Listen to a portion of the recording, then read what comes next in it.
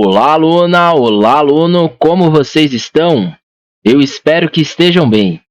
Sejam bem-vindos a mais uma aula do nosso curso de Modelagem de Dados UML. E nesta aula nós falaremos um pouco a respeito dos diagramas. Partindo do princípio, o que são os diagramas? Os diagramas são representações visuais que simplificam a compreensão de conceitos complexos, ideias, sistemas ou processos por meio de elementos gráficos e simbólicos. Eles são usados em uma ampla gama de campos, desde engenharia e ciência até negócios e comunicação, para ilustrar informações de maneira clara e concisa. Galera, eu já falei um pouco de uma forma bem macro, bem superficial em aulas anteriores, e aqui nós iremos adentrar um pouco mais, iremos nos aprofundar. Bom, o que o texto está nos dizendo aqui? Está nos dizendo que diagramas são representações ilustrativas de determinadas informações consideradas textuais, beleza?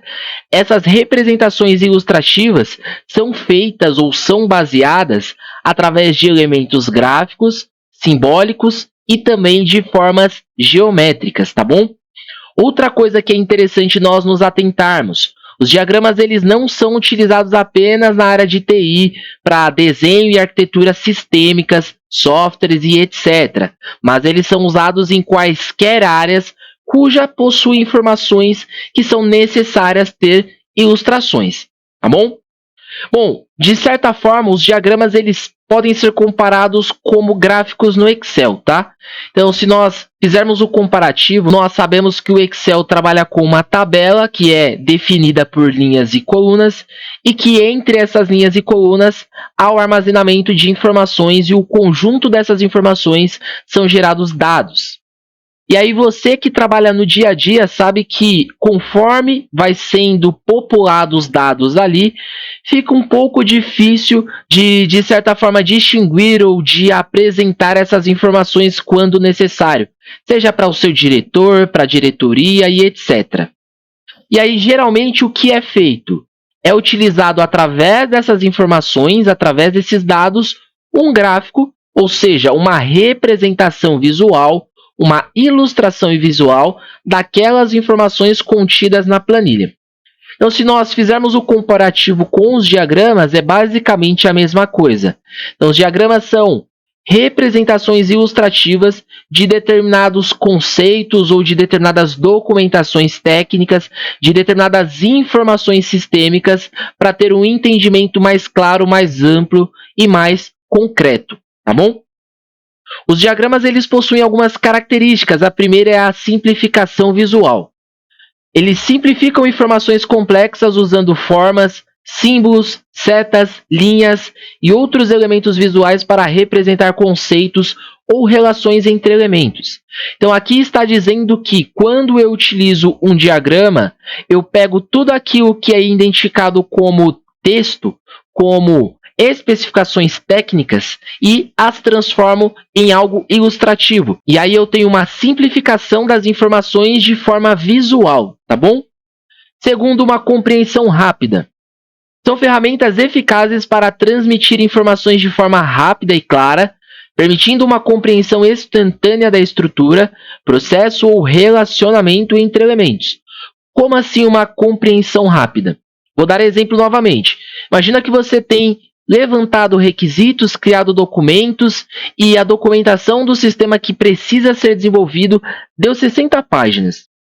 E aí você precisa, de certa forma, mostrar os envolvidos, a sua equipe, as partes interessadas, mostrar as outras áreas. E aí você tem 60 páginas para apresentar. Primeiro é que se você fizer uma reunião para apresentar essas 60 páginas, chegando na 11ª, 12ª no máximo, as pessoas já estarão dispersas, já não estarão tão concentradas quanto deveriam, já não estarão tão atentas quanto deveriam. Muitas delas, às vezes, vão estar até no celular, vão estar vendo ou fazendo outra coisa, porque vai ficar algo muito massivo, vai ficar algo muito pesado de se apresentar. Então, o que você pode fazer neste caso? Pegar as informações mais relevantes, mais importantes e transformá-las em diagramas, ou seja, transformá-las em representações ilustrativas de forma visual. Assim você vai ter uma otimização de tempo, você vai ter pessoas participantes dessa apresentação, você vai ver que as pessoas elas vão ficar mais inteiradas, vão prestar mais atenção, muitas das vezes elas vão interagir contigo, tirar dúvidas, dar sugestões, feedbacks e etc. Então, existe esse lado de benefício em relação à característica. Segundo é a padronização e consistência.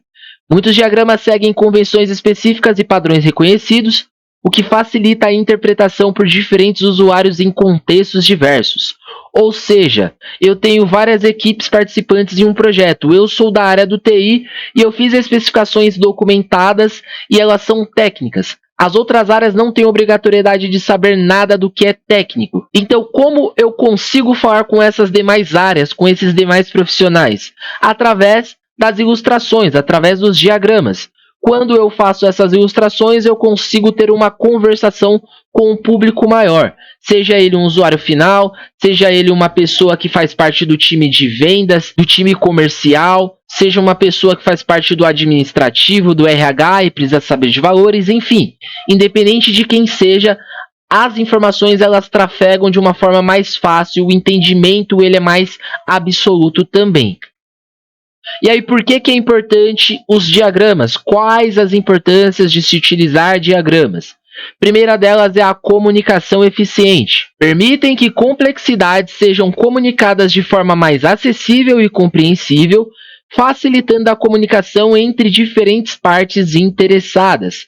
Então, eu tenho uma comunicação mais direta, eu tenho um entendimento mais claro, eu tenho uma diminuição de complexidade. É aquilo que eu falei das documentações textuais. Às vezes, não é nem porque a documentação é um pouco dificultosa em termos técnicos. Às vezes, as pessoas elas nem têm uma capacidade de interpretação textual quanto você gostaria que tivesse. Por muitas vezes, você pode até mesmo você ler a documentação e as pessoas terem um entendimento diferente de uma interpretação daquilo que você está lendo. Então, quando você fala em visual, as pessoas, elas, de certa forma, falam a mesma linguagem, beleza? Segunda importância, análise e planejamento. São usados para analisar problemas, planejar processos e representar visualmente informações em diversas áreas, auxiliando a tomada de decisões. Então, os diagramas eles são usados para fazer o levantamento dos requisitos, ou seja, eu tenho um problema, eu faço o mapeamento desse problema, eu encontro as soluções, eu desenvolvo essas soluções. Então, todo esse meio de onde começa, por onde percorre e aonde termina, eu consigo fazer ilustrações, eu consigo fazer desenhos, eu consigo fazer mapeamentos. Consigo não só fazer mapeamentos de uma forma global, uma visão mais macro, mas também de forma mais detalhista, mais granular, beleza? Terceiro, documentação e visualização. Servem como uma ferramenta valiosa para documentar ideias, sistemas, processos e conceitos, proporcionando uma apresentação visual mais clara e detalhada. Novamente, vamos comparar com uma tabela de Excel e um gráfico e vamos comparar o diagrama com uma documentação de 60 páginas. O que é mais fácil de ser visualizado? Tanto o gráfico para o lado do Excel, quanto o diagrama para o lado da área do software, beleza? Por quê? Porque é onde eu tenho as informações mais comprimidas, de forma mais visual. Então, a documentação ela auxilia no procedimento da visualização também. E é muito mais válido você ter um documento visual detalhado do que você ter 60 páginas escritas. Então, obviamente você vai precisar de uma documentação textual, mas eu digo no cotidiano, no andamento do projeto, é mais legal você ter essas partes ilustrativas do que você toda vez ficar rodando o documento. Até para achar informações em documento é mais difícil, né? Somente se você não fizer a indentação correta, não colocar sumário, vixe, vira uma bagunça. E aí nós temos os tipos comuns de diagramas. Primeiro é o diagrama de fluxo. Representam a sequência ou direção de um processo ou sistema como fluxogramas, diagramas de sequência, diagramas de atividades, entre outros. Então, quando eu falo em diagramas de fluxo, eu estou falando em direção. Quando eu estou falando em direção, eu estou dizendo onde começa, por onde percorre e aonde termina. Então, existem diagramas para eu fazer essas representações em relação às sequências, a direções, de onde ele vem, por onde ele percorre, para onde ele vai. E aí são os fluxogramas, são os diagramas de sequência e os diagramas de atividades, tá bom? O segundo que nós temos aqui como os tipos comuns são chamados de diagramas estruturais. Esses mostram a estrutura de um sistema ou entidades relacionadas como diagrama de classes, diagrama de componentes, diagrama de objetos, entre outros. Quando eu estou falando em estrutura, pessoal, isso é importante de se atentar, eu estou falando em algo estático, estou falando em algo fixo. Como assim? Vamos por partes. Imagina que você queira construir uma casa. Para que você faça o levantamento das paredes, você precisa ter um alicerce. Basicamente, no sistema funciona da mesma maneira. Para que você tenha um sistema, um produto, um serviço existente, você precisa de um alicerce, de uma estrutura para ele. O diagrama estrutural, ou grupo de diagramas que fazem parte de diagramas estruturais, eles funcionam para que você, de certa forma, desenhe este alicerce, ou seja, desenhe a estrutura. Tá bom? Então, tudo que for relacionado à estrutura, que for fixo, né, que não mudar, que for constante, você vai utilizar o diagrama estrutural. E aí nós temos o terceiro também, que são os diagramas comportamentais. Exibem o comportamento e a interação entre diferentes partes do sistema, como diagramas de caso de uso, diagramas de estado, diagramas de comunicação e entre outros. Quando eu falo em diagramas comportamentais, eu estou querendo falar sobre como o sistema funciona, como a funcionalidade funciona, como que os eventos funcionam. Então, eu estou falando do comportamento, eu estou falando de como que o sistema, como que o serviço, como que o produto vai se portar à medida em que o usuário for utilizando determinada funcionalidade, determinado módulo, for clicando ou navegando em determinados menus, for clicando em determinados botões, o que vai mostrar, o que vai abrir, o que vai fechar, entre outras coisas, tá bom? Então, esses são os 3 tipos nos quais nós devemos nos atentar, entender e saber diferenciar, porque em cada um dos momentos, em cada uma das etapas ao decorrer do projeto, nós utilizaremos alguns desses em específico. Então, essa hora é a hora importante de você pegar um caderno e uma caneta e fazer as anotações em escrito. Mais uma vez, tudo aquilo que você escreve, a absorção acaba sendo melhor, porque você está fazendo 2 coisas. Você está escrevendo e está sendo obrigado a ler. Então, seu cérebro está gravando 2 vezes a mesma coisa, tá bom? Fora que, para quando você for estudar, praticar, rever, você tem uma facilidade maior.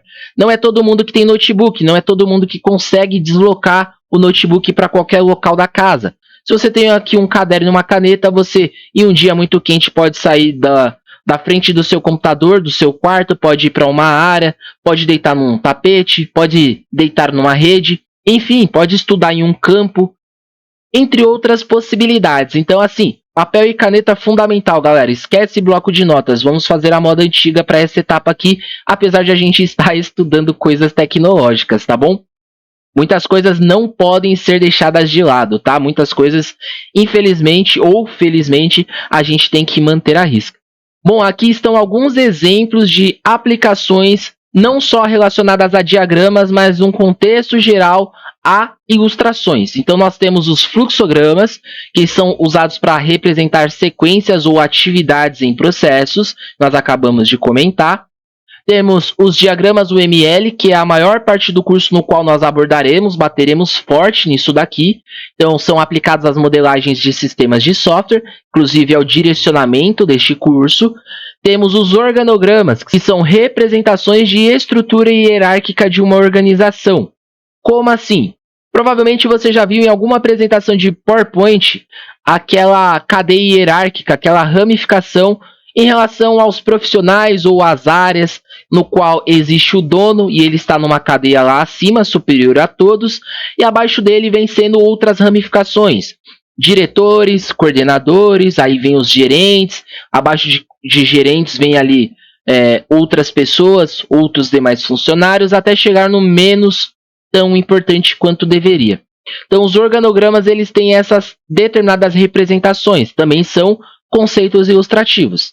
Também temos os mapas mentais, esse não está dentro da nossa grade curricular, porém eu vou tentar trazer algumas coisas como aula bônus para que nós possamos olhar e entender pelo menos de forma superficial, porque também é bem importante. O que os mapas mentais fazem? Auxiliam na organização de ideias e informações. Os mapas mentais eles são muito utilizados tanto na área de Product Owner.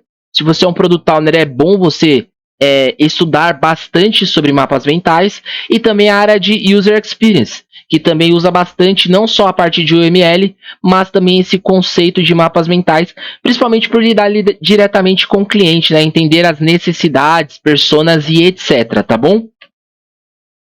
Conclusão geral desta aula, pessoal. Os diagramas são ferramentas poderosas e versáteis, essenciais para a representação visual de informações complexas em uma variedade de contextos. Desempenham um papel fundamental na comunicação eficaz, na análise de sistemas, no planejamento e na documentação, proporcionando uma compreensão mais clara e simplificada de conceitos e processos. Beleza?